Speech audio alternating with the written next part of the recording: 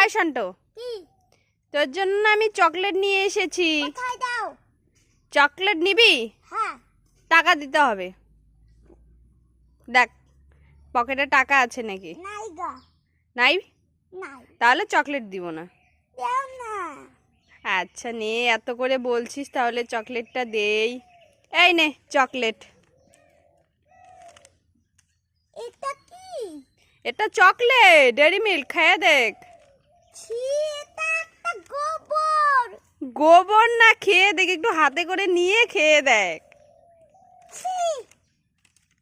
এই দেখ আরো অনেকগুলো ডেয়ারি মিল্ক, এই যে দেখলি? মারবি কেন? তোর জন্য আমি চকলেট নিয়ে এসেছি আর তুই আমাকে ধরে মারছিস, এটা তো ঠিক না সন্টা।